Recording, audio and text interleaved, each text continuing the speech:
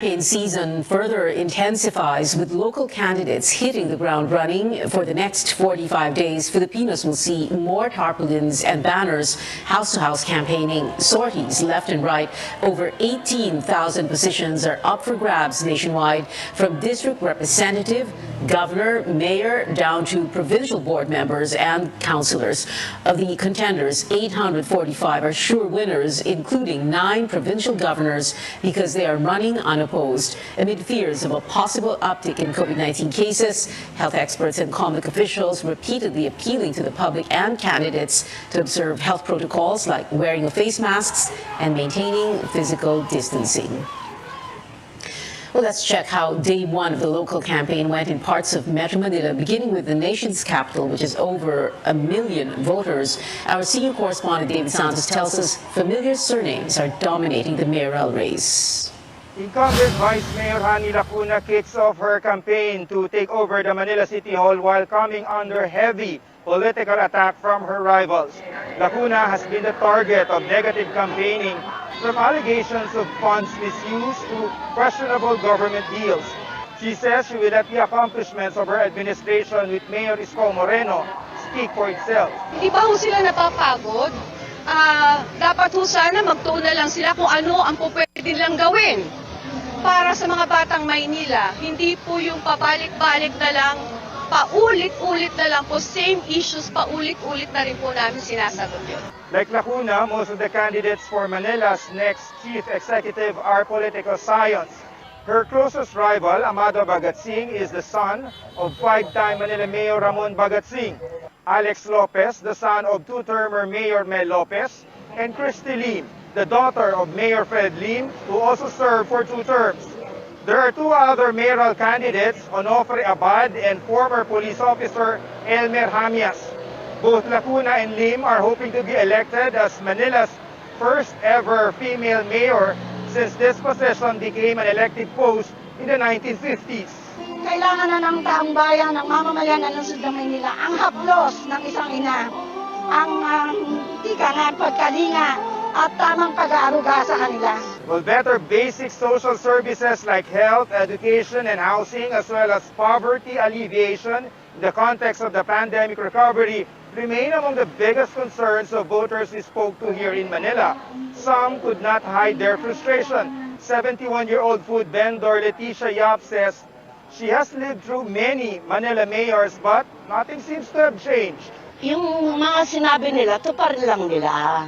And since we're still in pandemic, candidates say they'll resort to hybrid campaign strategies, meaning a mix of in-person and online caucuses. David Santos, CNN Philippines. Heading now to the largest city in the capital region, the battle for vote-rich Quezon City heats up, with the top 2 contenders taking swipes at each other. Our Tristan Nadalo reports. Quezon City Mayor Joy Belmonte admits that she's in for a challenging campaign because she's seeking the voters' nod and at the same time fighting misinformation and disinformation against her. In her proclamation rally at the Quezon City Memorial Circle, Belmonte highlights the city's COVID-19 response and assistance to livelihood during the pandemic. Belmonte was joined by her running mate, Vice Mayor Gian Soto. Actors Arjo Ataide, who's vying for a QC representative post, and Congressman Alfred Vargas, who is running for councilor, also joined Belmonte's rally. Without naming names, the city mayor did not mince words over her political opponent. Huwag kayong mag-alala.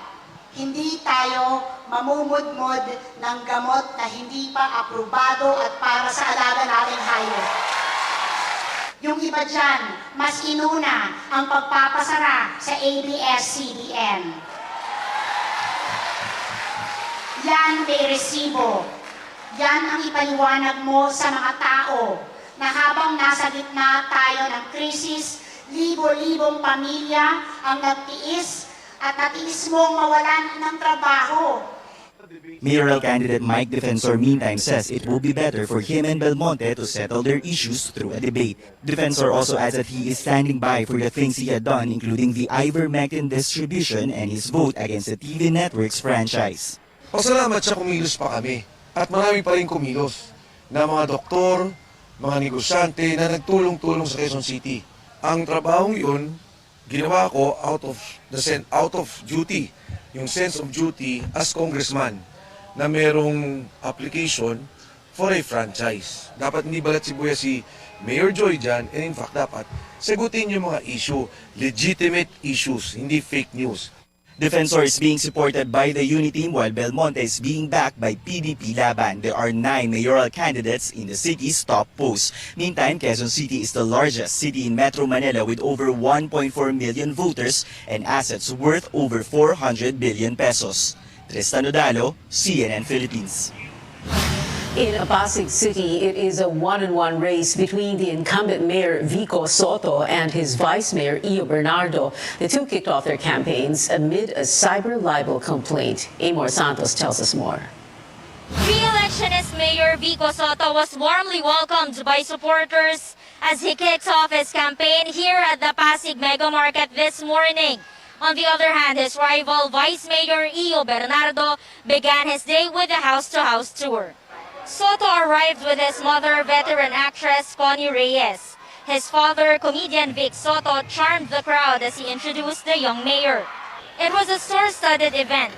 In Soto's Giting ng Pasig slate, 2 candidates for councilor are showbiz personalities, actress Angelo De Leon and former TV host Kiko Rustia. Soto's running mate is former Pasig Representative Dodot Jaworski, who was introduced by his wife, Mikey Coangco. Re-electionist Congressman Roman Romulo was also with his wife, Shalani Soledad.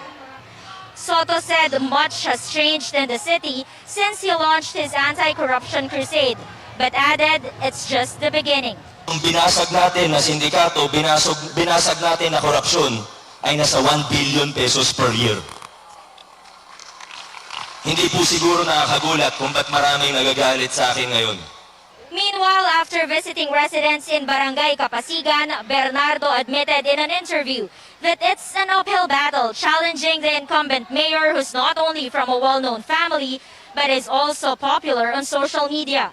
He says his strategy is to reach out to Pasigueños himself. With regards po doon po sa dati pong administration, ma'am, sabihin na po natin, ma'am, na meron pong positive, meron sabihin na rin po ng iba na meron pong negative. Ino-offer ko lang ang aking sarili dahil sa pananaw ko, ma'am, kailangan talagang maramdaman ng mga Pasigueño yung pong 13.6 to 13.7 billion budget ng lungsod ng Pasig. Bernardo says the cyber libel complaint he filed against Soto will be heard in April.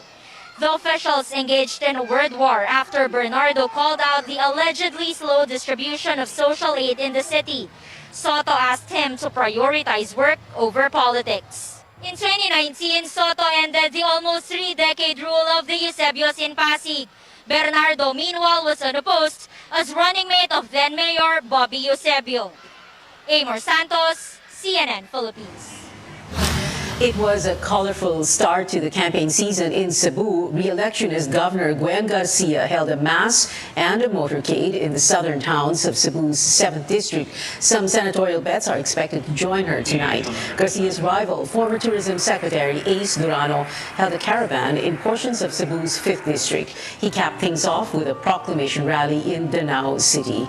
Candidates for Cebu City Mayor also rallied their supporters through early morning masses and parades. They include incumbent Mayor Michael Rama, who is endorsing Bongbong Marcos, former Cebu City Councilor Margot Osmeña, who is supporting Lenny Robredo, and newcomer City Councilor Dave Tumulak, who has yet to back a presidential candidate.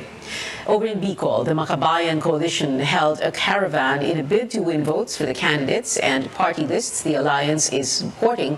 These include Robredo and her running mate Kiko Pangilinan.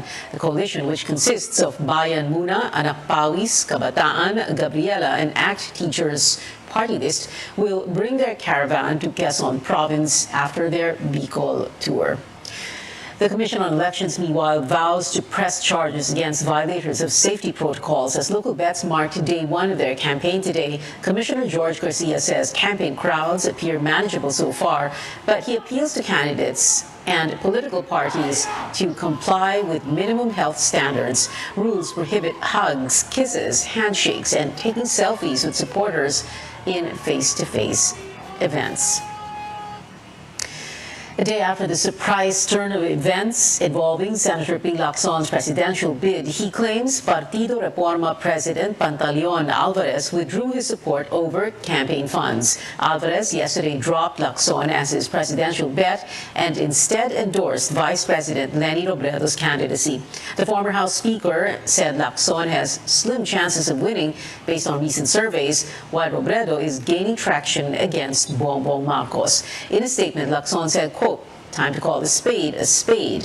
He says it was more about the 800 million pesos Alvarez's chief of staff was asking from him for local candidates, an amount he said he could not produce. Alvarez, however, says it was his duty to inform Lacson about the costs needed for the campaign as party president.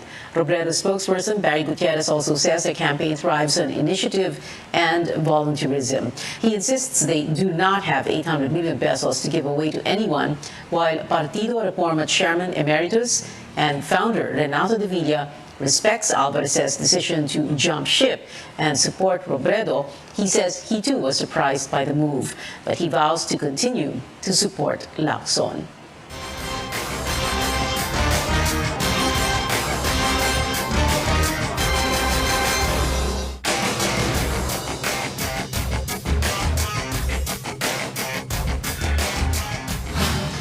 We continue to monitor the 2022 race as Election Day approaches. The COMEC taps more agencies to crack down on vote buying. And while poll officials gear up for an election amid the pandemic, the country also prepares to reopen to vaccinate foreigners next month.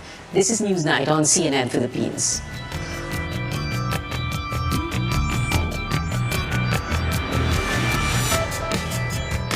SMC, San Miguel Corporation. Bisag unsang industriya ang sudlan niini, tinguha sa SMC ang pag-uswag o paglambo sa mga Pilipino. Karon, gikan sa SMC, aniya na ang SMC Davao Cement. SMC Davao Cement. Gama sa Davao, para sa Mindanao. SMC Davao Cement. Ato ni Bay.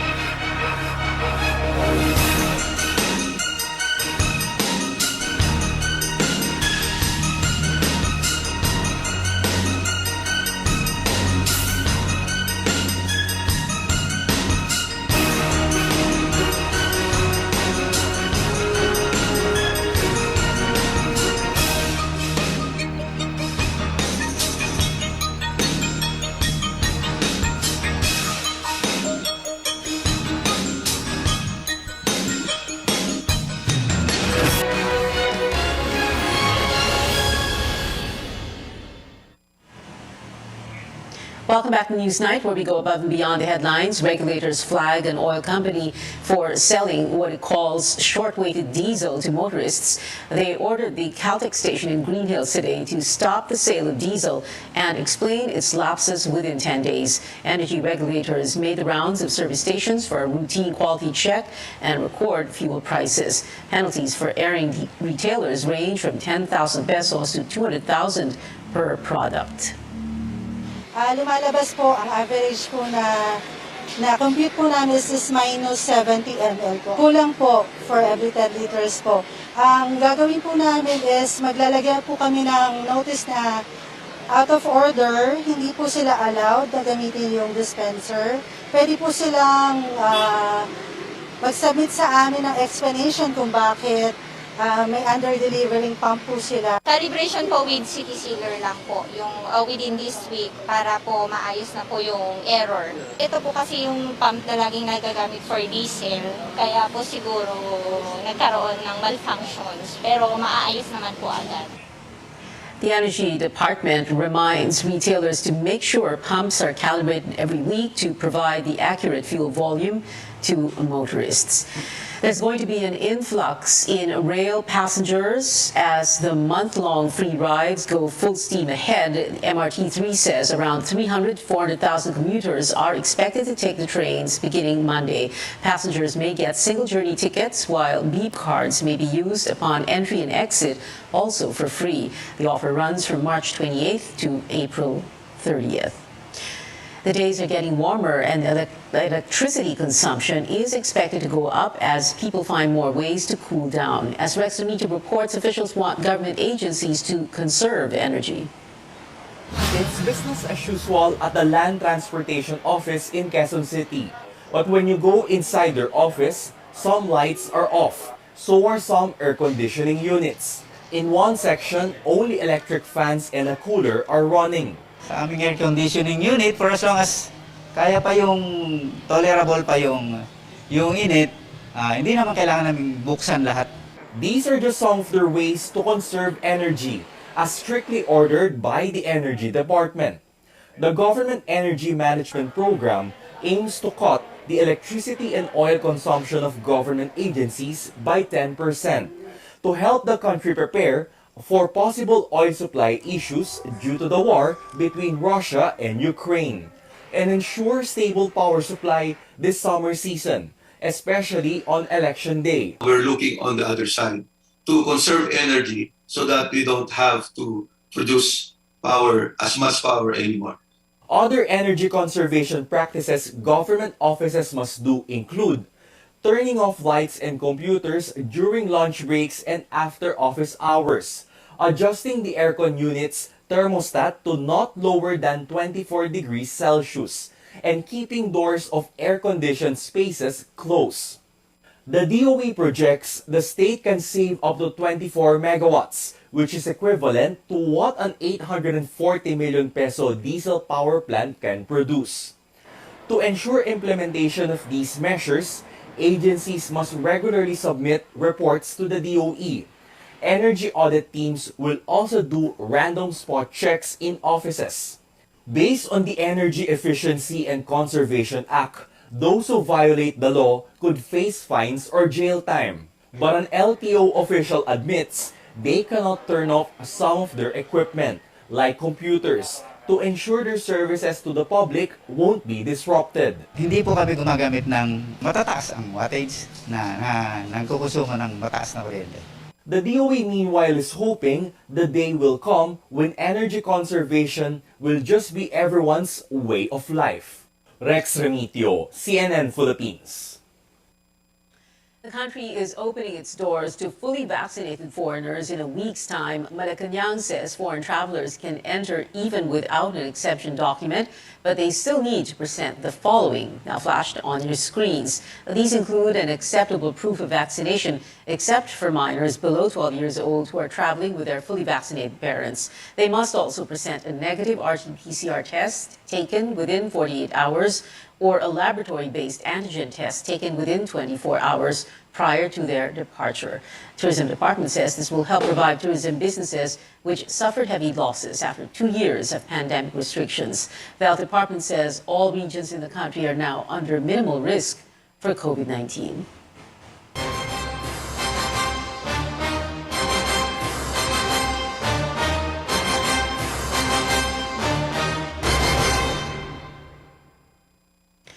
COMEC intensifies its crackdown against vote buying 45 days before the May 9 polls. Commissioner George Garcia says the poll body will convene Task Force Contra Bigay next week with the Justice and Interior Department's Presidential Anti-Corruption Commission, the NBI, and the police and military. Task Force will look into vote buying complaints and by its own initiative. Now, as the campaign season further heats up, Manila Mayor Isko Moreno scoffs at suggestions that he, as well as Senators Ping Lacson and Manny Pacquiao, should withdraw from the presidential race. The suggestions supposedly made by supporters of Vice President Leni Robredo in a bid to boost her candidacy.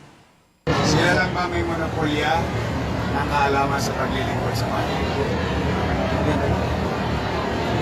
good luck. Robredo says her campaign is gaining ground as more volunteers get involved, and she denied allegations she pays people to attend her sorties. Yung mga rallies namin, ibang-iba siya compared to all the other elections. Kasi ngayon, lahat siya volunteer-driven. Yung mga rallies namin on the ground, lahat volunteers yung nag-aasikaso.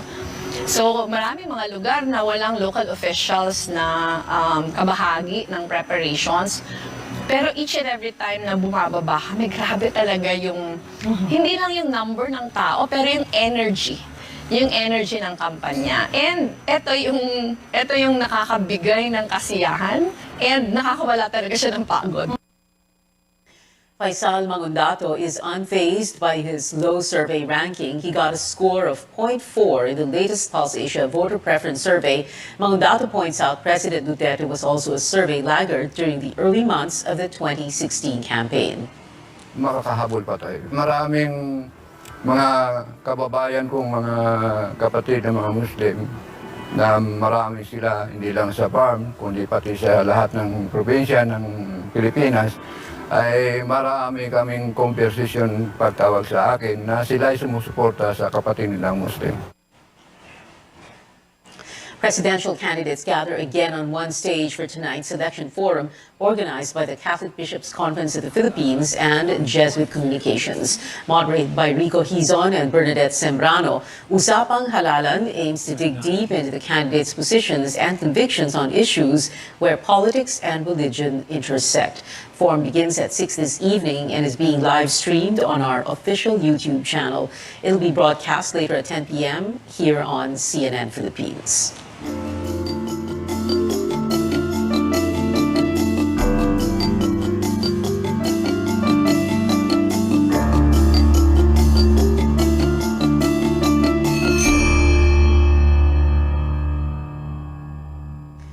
For members of the LGBTQ plus community, the country still has a long way to go in protecting their rights. While some observers may call us, quote, a gay-friendly country, the community says the reality on the ground is different. Tristan Adalo takes us through some challenges hounding the LGBTQ plus sector and who could get the, quote, rainbow vote.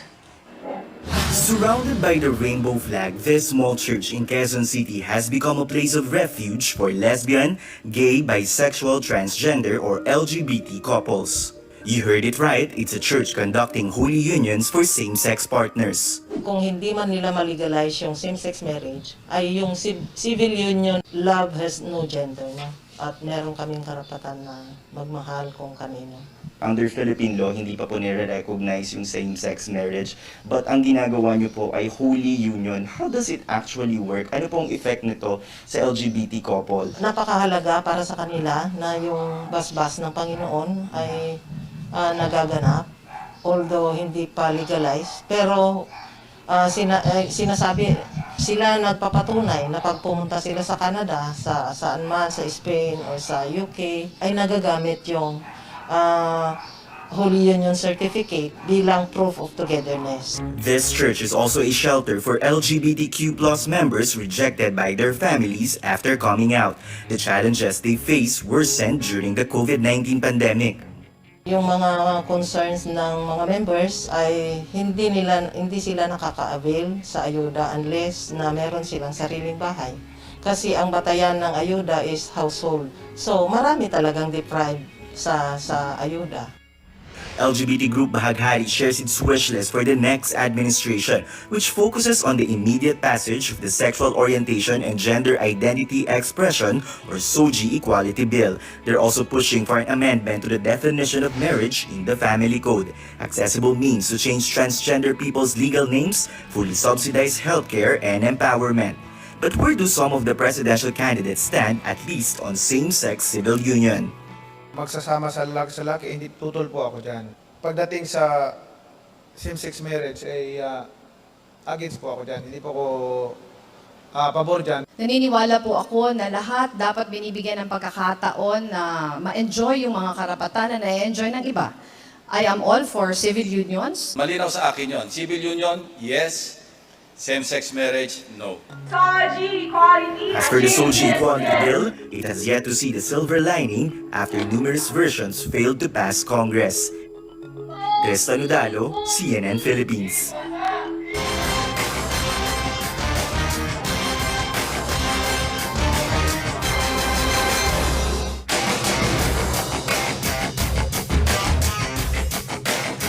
Up next on Newsnight, details on the newly released second season of Bridgerton from the cast themselves. Stay tuned to CNN Philippines.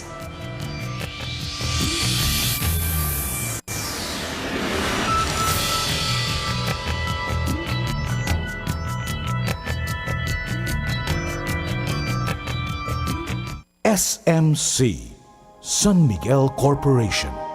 Bisag unsang industriya ang sudlan niini, tinguha sa SMC ang pag-uswag o paglambo sa mga Pilipino. Karon, gikan sa SMC, aniya na ang SMC Davao Cement. SMC Davao Cement. Gama sa Davao, para sa Mindanao. SMC Davao Cement. Ato ni Bay.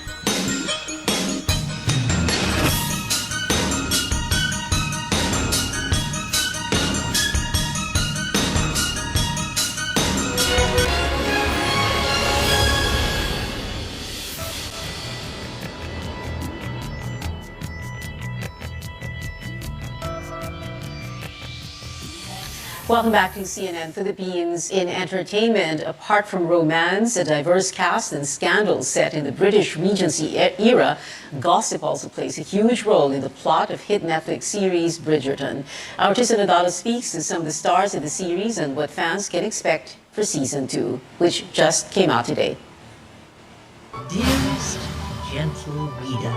The writings of mysterious columnist Lady Whistledown will soon become the talk of the town again as she makes a comeback in the second season of the hit series Bridgerton. Lady Whistledown, she has become more confident. I think For actress Nicola Coughlan, gossip has become part of every culture even during the British Regency era. Penelope being young and fearless and sort of just writing what she wants and being totally in charge of it. No one's telling her what to do, but society hang on her every word. Apart from costumes and charming facades of old-world houses, the series also reflects the role of women and their struggles in a male-dominated society at that time. Those women, they didn't have the choices that we have today, and they can't go and sort of do what they want. So yeah, it's definitely. The big decision that he's made is that he is going to go and find his Viscountess and find a wife. Every year, it's a whole different beast, and it's a different love story. And yes, you know, you'll recognise the same characters, but for that reason, really, it started with these two, and it was a completely different experience. Entering the Bridgerton world are the Sharma sisters. I didn't really experience any challenges. I think it was a really positive welcome, and I think the reason why they have this bond since season 1 is because they are all such warm, wonderful people that are just so enthusiastic and excited to bring their story to life. It's daunting being like the new kids at school, but what I think we benefited from is we were coming in as a unit. So obviously there was Simone and I, but there was also Shelley Conn, who plays our mum. There was Rupert Young, who plays Mysterious Jack, and there was Callum Lynch, who plays Theo. So there was a gang of us who were new, and that makes it easy. Fans of the series can also experience the glitz and glamour of the British Regency era here in the Philippines through Villa Bridgerton. A mansion in Quezon City was converted to let Filipinos feel the elegant world of the series. Tristan Udalo, CNN Philippines.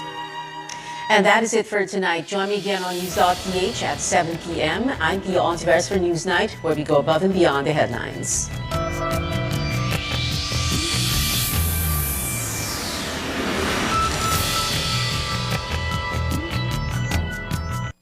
This program is brought to you by